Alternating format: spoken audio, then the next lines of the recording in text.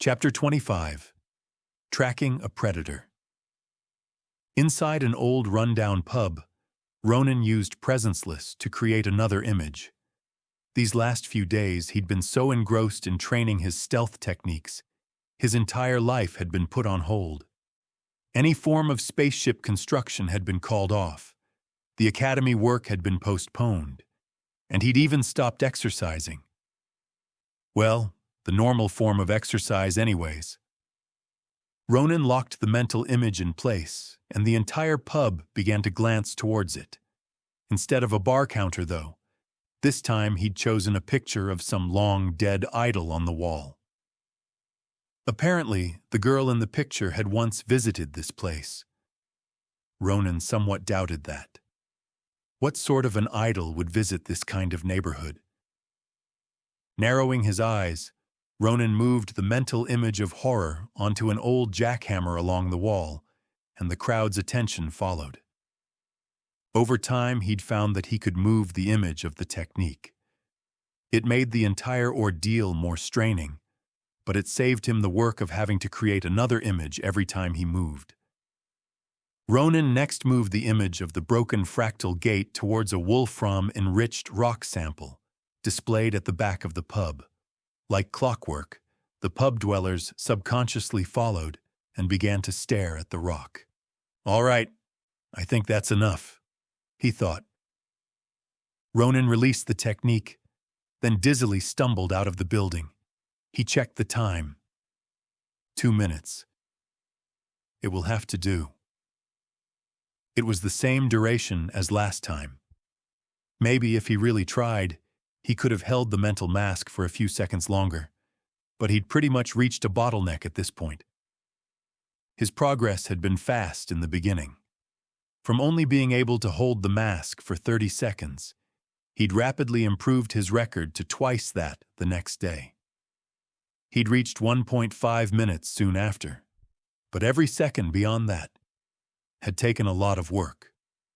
To reach further in presenceless, perhaps my mind will need to become stronger first, Ronin wondered.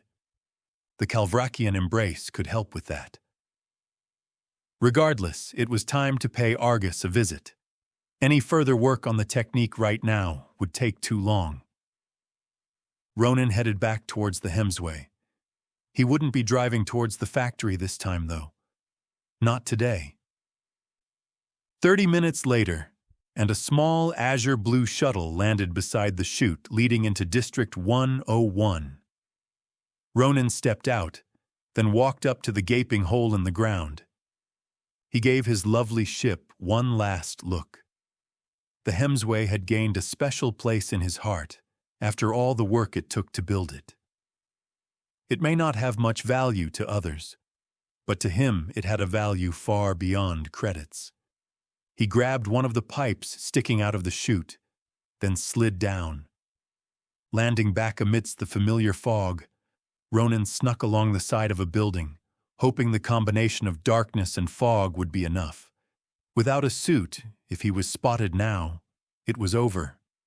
According to the document sent by Nagata, Argus was most likely in a massive compound, roughly 10 kilometers from here. It was the one place Argus had been seen entering repeatedly every week, so, if Ronin was going to look anywhere, this place was his best bet by far. Moving towards the compound, Ronin tasted the sour acid fog as he breathed. There were ruddles everywhere here. They just wandered around, seemingly at peace. Nobody seemed to care, though. The scattered groups of drug fiends and prostitutes that he saw just stood there, staring into the air. Besides smoking drugs out of a pipe, these addicts didn't really seem to care about anything, not even their own survival, apparently. Ronin jumped over another trash pile.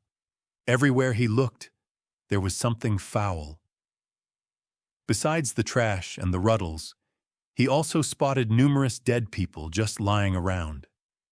About 100 meters back, Ronin had even seen someone use the rotting body of a man as a chair.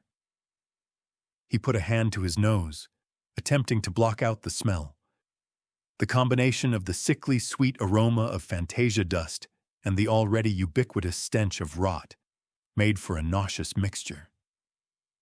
Ronin shook his head. District 101 truly was a place for the worst of the worst.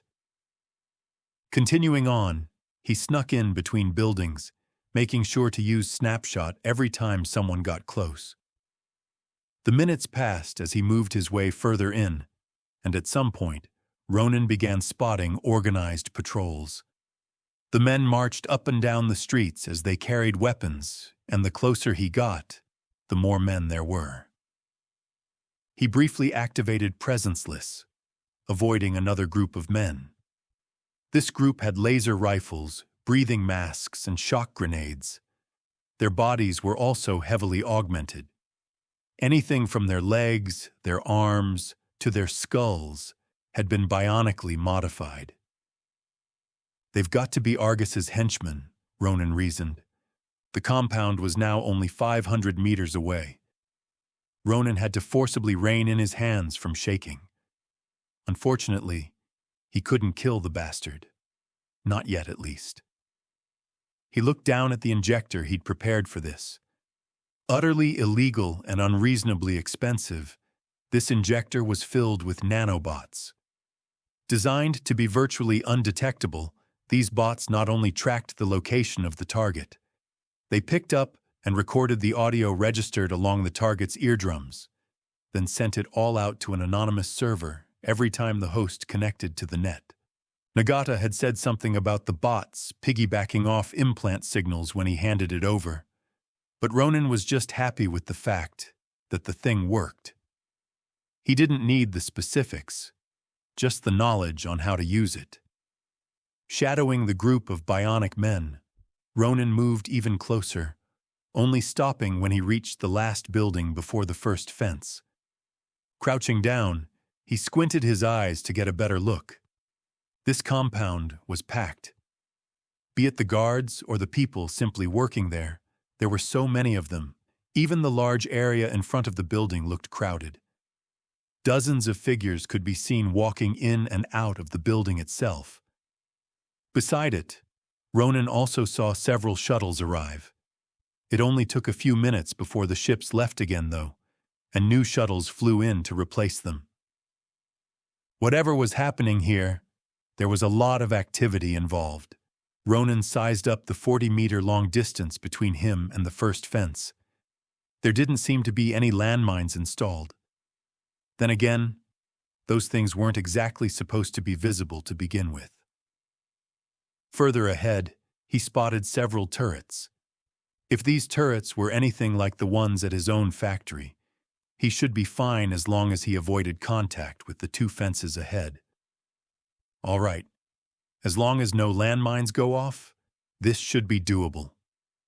Time to get to work, Ronin thought, then donned his gray hood. He then inhaled a deep breath and activated the mental mask. Apocalypse. He now had 2 minutes. Running with all he had, Ronin jumped over the first fence. Flying over it, arms and head first, he landed in a dive roll. He quickly got up, then bolted towards the second fence, making sure to keep his steps light. After all, there could be landmines here. This next fence was much higher than the first, and there was no way he'd be able to jump it. But it did have a gate. Spotting a couple of thugs on monowheels about to drive through said gate, Ronin made his move. With haste, he ran in front of the two bikes, then squeezed past the forming gap as the gate opened. The large building was just up ahead now. 1 minute 40 seconds remaining. Ronin ran forward in an all-out sprint, entering the front door of the building. He did a quick survey of his surroundings. The report sent by Nagata was sparse from this point on. He saw people moving in all kinds of directions, but from the facial expressions of the various gang members, the ones heading upstairs looked more serious. They also wore more expensive clothing. With no choice but to gamble, Ronin followed them up. 1 minute, 10 seconds remaining. He passed by floor after floor, but what was he supposed to look for? Would Argus be on the next floor? Or maybe he'd been on the floor below. Was he even here to begin with? There. Ronin spotted a door with more traffic than any other. It was his best bet. He ran down the corridor, then grabbed a hold of the doorframe as he swung himself into the room, feet first.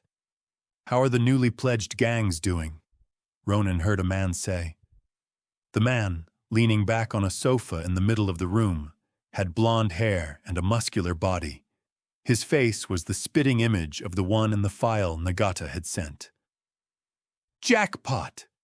Ronin exclaimed in his head. He'd finally found Argus. "Well, sort of as you predicted. They're getting hammered and probably won't be able to hold on for long," another man replied. Argus, however, instead of looking at the man he was talking to, seemed to be looking at Ronin. Strange. This shouldn't have been possible. Ronin still had a firm grip on his mental mask. 20 seconds remaining. Ronin tried to ignore Argus as he made his way towards the sofa, but as he got closer, it became undeniable. He'd been spotted. Argus's eyes were literally following his movements, halfway there. Argus blinked, and Ronin moved.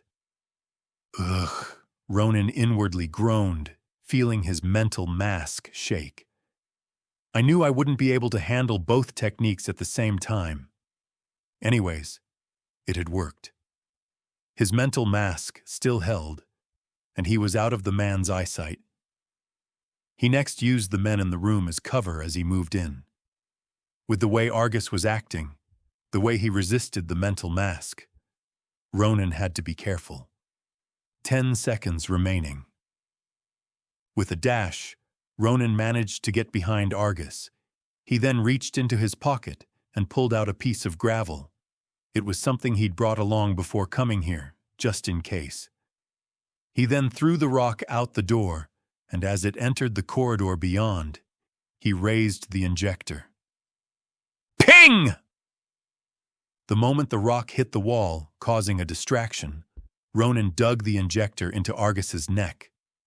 Almost with inhuman speed, however, the crime lord turned his head, ignoring the sound. Blink. Ronin moved.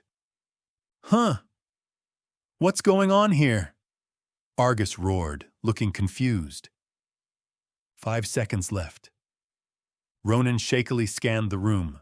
There were no windows. In other words, it was too late to get out.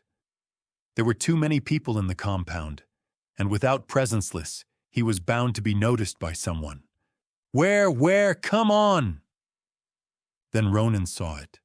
The sofa. There wasn't much space, but he was still fairly skinny. He should be able to fit in under it.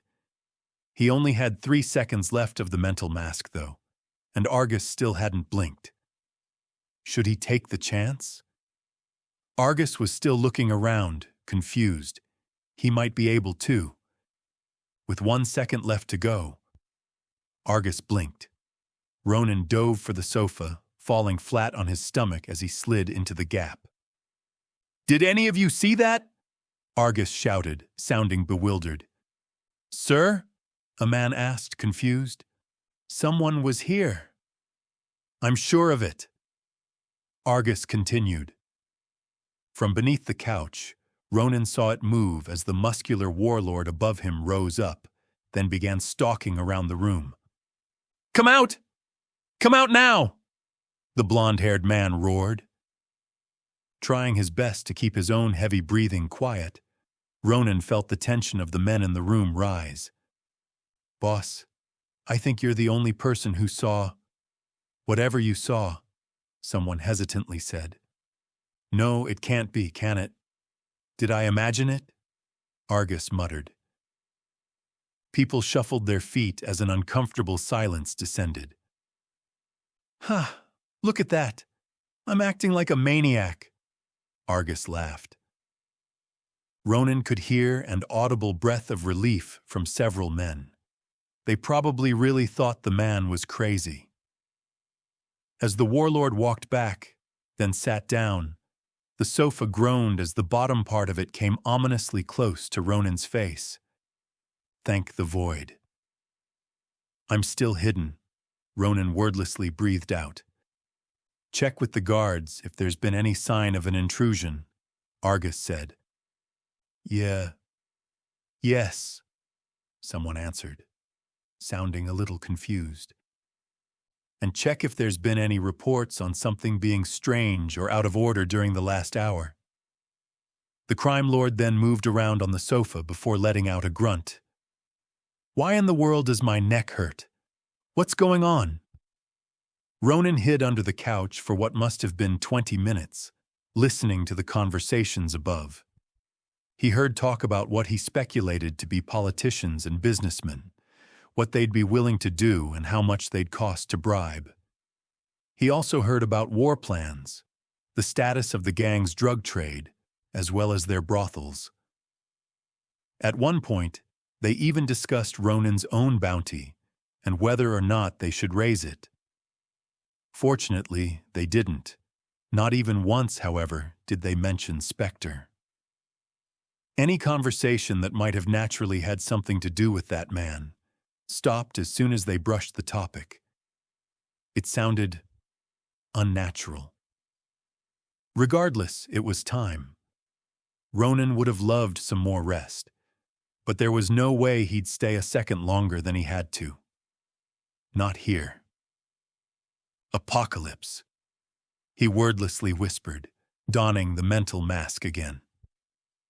With both hands, he grabbed two of the legs supporting the sofa, then pulled hard, rapidly sliding out.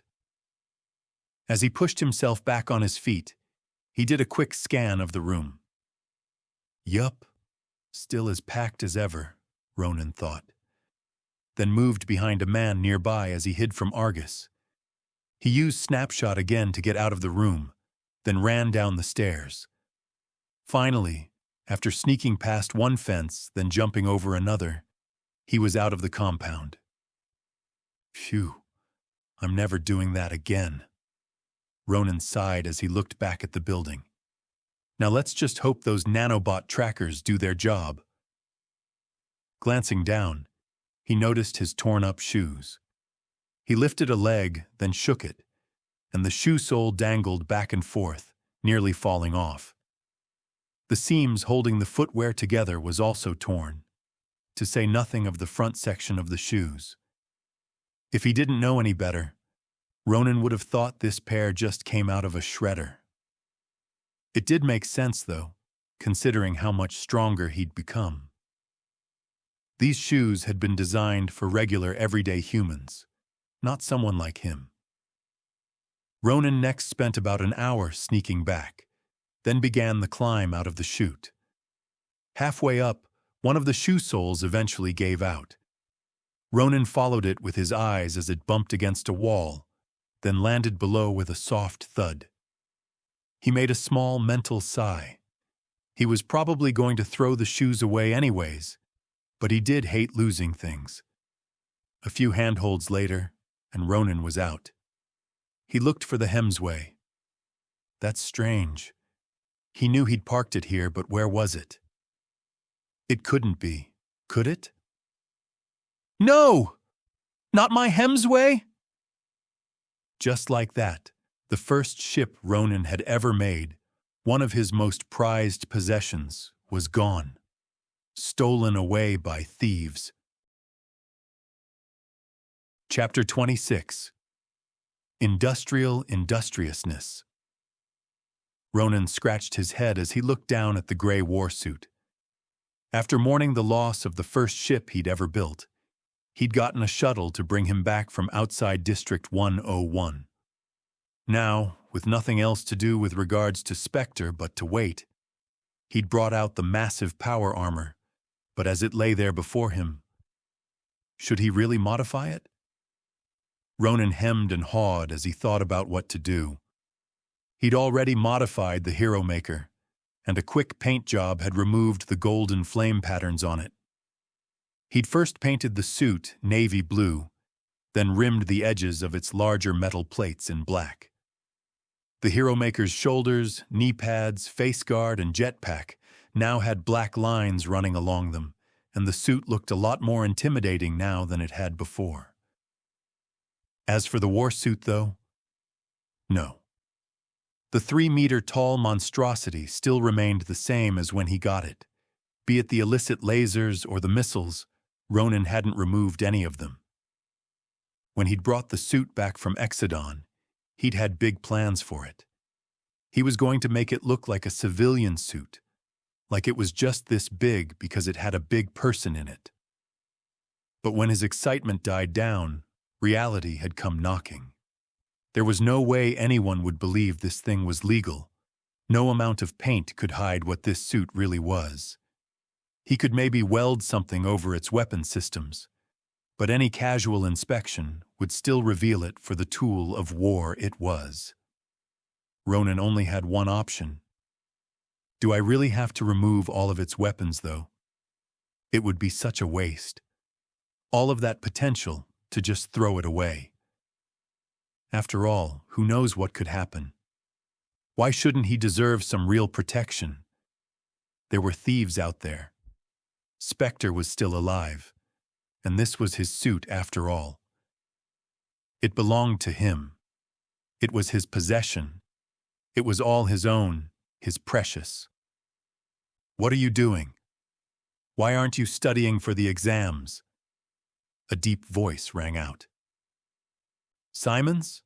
Ronin asked, interrupted from his musings. And what's with that scary expression you were making? Simons followed up. Scary expression? No, I've just been thinking about design work, Ronin lied. So you look like that when you're thinking of design, huh? Simons looked at Ronin suspiciously. What is that gray suit over there, then? We both know you're not as innocent as you claim, Mr. Defiler.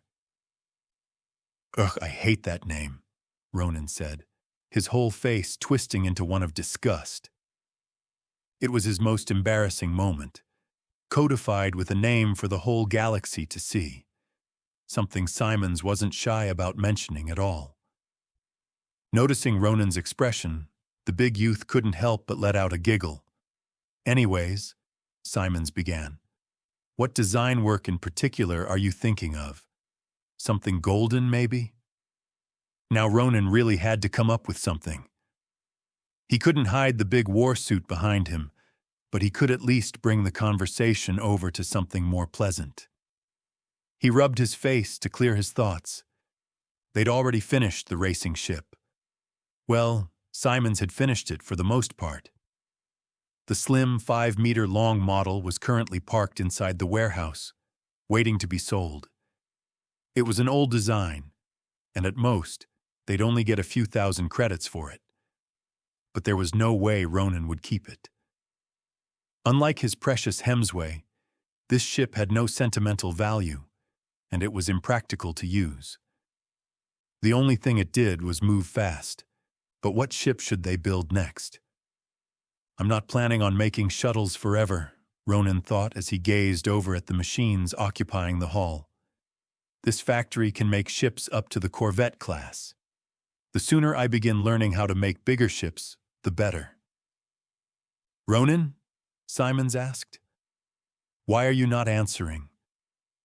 Ronin, realizing he might have spent a little too much time in his own head, cleared his throat, then began talking. I've been thinking lately about how we've only been constructing smaller ships until now. At this point, we should both be fairly adept at the printer and assembler. I think it's time for us to move up, to make something bigger, something closer to an interstellar ship. Simons's eyes lit up. Really? What size are we talking about? Well, let's say something above 100 cubic meters, maybe? Ronin half asked, half stated as he thought. Yeah. Why don't we make something like a Heidenreich? What? Do you mean the Heidenreich B4? That's a 10 meters long cargo ship. That's too big, Ronin. What about the upcoming exams? We'll be busy for weeks. Simons looked distraught. It was like he'd been caught between a rock and a hard place, and he didn't know what to do. Business stops for nobody, Ronin said with a smirk. It was his turn to gloat now. I'm going to build that ship, but if you don't want to join... Sigh. Now that's on you now, isn't it? Seems I'll be getting a head start after all. Just don't come crying to me in the future when we're building a Corvette here, and you can't keep up. For him to still be worried about exams, Simons had clearly not adjusted to his new life.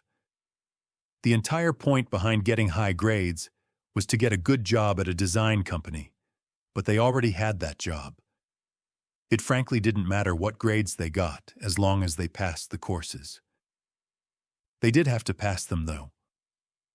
For the general public, the government had placed down a ban on any and all information relating to spaceship design. Unless you were a student or had already completed the education, it was almost impossible to find the information you'd need. As Simons grumbled over whether or not he should go back to the office so as to continue study sublight propulsion, Ronin asked, "By the way, why are you here at the factory? I mean, I don't mind the company, but you've been studying all day. You're not really working. You could have done this anywhere, so why here?" Simons awkwardly scratched the back of his head. "I'll leave if it's a problem, but I don't know. I kind of just like the freedom here. Back home, everything operates on a schedule. I'm rarely allowed out of the house. Every friend I have was chosen by my father, and I'm only allowed to eat when my family does." "Really?" Ronin asked in shock. He and Simons apparently lived two completely different lives, whereas he himself could basically do whatever he wanted, for good or for bad. Simons had no freedom at all. What about when a friend asks you to stay over? What about just hanging out outside? Everyone does that. "No, never. Not me," Simons said. "My father says there's no point in spending time with friends. The only friend worth making is the one that can help you elevate your social standing. Friends are there to benefit from and to help you rise. But if they can't do that, they're nothing, and there's no value in wasting your time on nothing." Ronin's shock only grew. No wonder he mentions his father so much. He's barely had any other relations.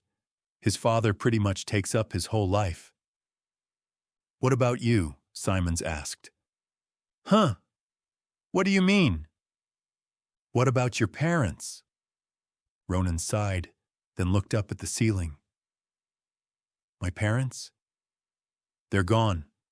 A shuttle accident 3 years ago." "I'm sorry, I didn't..." "It's fine."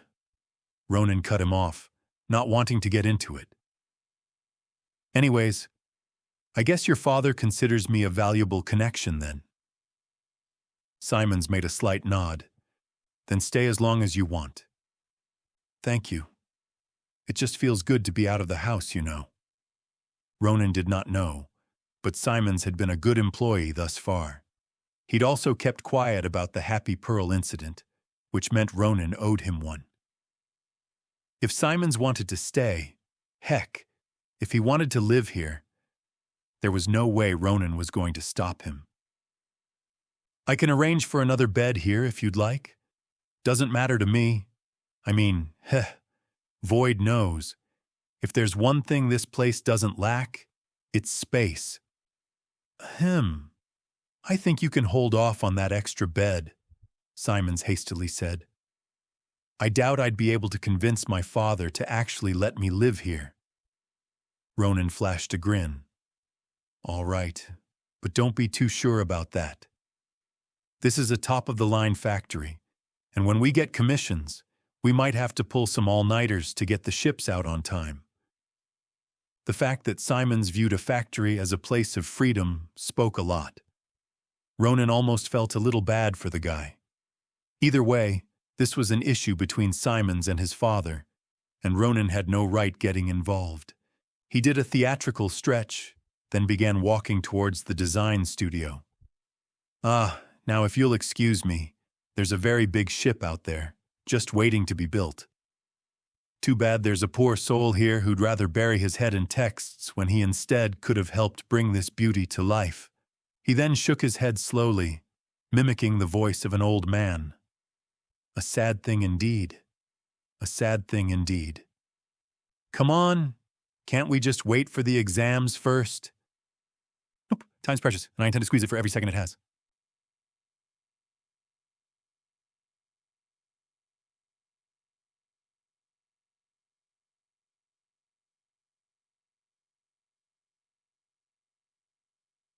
As Simons headed off to cram for the pointless exams, Ronin linked up his implant to the design studio. A holoscreen next appeared before his eyes, displaying a list of the blueprints he already owned. Unfortunately, this factory only had free blueprints for ships up to 5 meters in length, so if Ronin wanted to move up in scale, he either had to design a ship himself or pay for one. He glanced over to the right side of the holoscreen. There was a menu there for starting up a new design, a menu for design modification, and a menu for purchasing licenses. He clicked on the license purchase menu and was presented with 2 options. He could either buy the rights for individual ship parts or buy the license for a whole ship altogether. Ronin selected the search bar for ships, then looked up the Heidenreich. What? 1,000,000 credits for just a blueprint? Shocked, Ronin double-checked the screen, making sure he hadn't clicked on the wrong ship.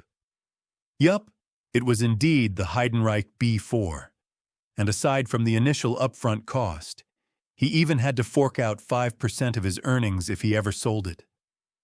Ronin had visited this store before, but he clearly hadn't acclimatized yet. Some of these prices were just atrocious. Note to self: when I design a ship in the future, I should rent out the license for it immediately. He narrowed his eyes, throwing this new revelation to the back of his mind as he studied the screen closer. Right now, he needed to find out if the ship was worth the cost. This indeed looks very promising, Ronin thought as he read further into the ship's specifications. In addition to being 10 meters long from stern to bow, the ship was 5 meters wide and 3 meters tall. The cockpit here was large enough to walk around in, and from the cockpit to the cargo hold, there was even a corridor. Further, along the corridor, there was a tiny sleeping quarters with 2 pairs of bunk beds, and in the cargo hold, there was a small engineering deck. All of these features were common on corvettes, but not in shuttles. There was also the size of the materials he'd have to print out in order to build the ship. A lot of the Heidenreich's internal framework couldn't be printed out as one continuous piece, and he would have to print out these parts in sections. Later, he'd have to weld these sections together. But if the weld was just a little bit off, the entire ship would tear itself apart the moment it left the ground. This is the exact type of challenge I'd be facing with a corvette as well, Ronin thought. It was the perfect ship to practice on. He threw away all of his hesitation and forked over a huge lump of credits as the ship's full blueprint appeared on screen. He rubbed his hands together, a small grin tugging at the corners of his lips. It was time to build. Jogging over to the 3D printer, he turned it on, then loaded up the blueprint as the metal ingots in storage began to heat up. A short while later, a ping from the machine signaled the ingots being ready, and he selected his first piece, choosing to print out the landing gear first. Ronin next watched with rapt attention as the machine started printing, its microscopic needles buzzing up and down as they deposited molten alloy. The hydraulic part only grew by a millimeter at a time, but it was happening so fast. The 50 kilograms heavy component was done in less than a minute. The conveyor belts then moved the cooling part along the factory, not stopping before the part arrived at the oil station. The first component was ready, the first of several hundreds to come. During the next couple of hours, Ronin moved up and down the conveyor belt, printing then scanning components as he checked for defects. And finally, when the last piece of the landing gear was done, the printer let out a mechanical sigh of relief. He walked up to the oil station, spending about 30 minutes applying lubricants to the metal before sitting down to rest. Ronin grabbed an oily rag off to the side. Apparently, Simons had begun peeking at him from within the office. It shouldn't be long before the bulbous man broke. Ronin had a bot bring over some water as he wiped some of the cooling sweat off his face. He could have printed out every part of the ship before doing the assembly, but if he was going to bait Simons over, it was better to start now. Ronin took a gulp out of the water can, then headed for the assembler. Simons's intermittent peeking had now turned into full-blown glares. Ronin paid it no mind. He linked his implant up to the assembler's control panel, and a holoscreen appeared before him. The screen showed the newly printed ship parts, the assembly arms, the lifts, as well as a number of available bots. To the side of the display, there were diagrams and lines of text. It was time to put the landing gear together. Ronin might not have worked out how to apply oil with the assembler yet, but this he could do. A good thing, too, considering how many tons this stuff weighed. He might be strong, but he wasn't that strong. Ronin grabbed two of the levers sticking out of the assembly station, then began moving the mechanical arms. Before the arms could reach the landing gear, though, a familiar figure rapidly made its way over. "Changed your mind?" Ronin asked, raising an eyebrow. "Stop fooling around. You know very well I'd never miss something like this," Simon said, breathing heavily. "And what about the exams, huh?" Ronin chuckled. "Ahem, if we can't wait for the exams will have to wait for us. Some things are simply too important. Now, can you transfer over the blueprint? You already have access. Just link up to the assembler and you'll see." Simons's eyes lit up in excitement, then began to flicker back and forth as he read. This thing is a monster." "The perfect practice ship," Ronin corrected. "Also, can you take point on this? I've got something I need to check." "You're giving me the best job just like that?" Simons asked, narrowing his eyes. "You're not trying to make me care less about school, are you?" "That's up to you, buddy," Ronin laughed. "But I'll take that as a yes." He really did have something he needed to check. As Simons made a short grunt in reply, Ronin inspected the factory's storage. After the landing gear was done, the plan was to next begin printing out the ship's internal frames. But with the size of the Heidenreich, there was a real risk of running out of raw materials before they could finish. "Yeah, I'll definitely be needing more metal," Ronin thought as the menu came up. He currently only had a few tons of iron left, and the factory's aluminium storage had sunken down to below 900 kilograms. Ronin nudged the implant, and the holoscreen filled out as a long list of metal suppliers began to scroll across his eyes. "Should I just fill up the entire storage?" Ronin couldn't see why not. He had the credits now anyways. He set up an order for over 1,000 tons worth of ingots, then went to help Simons,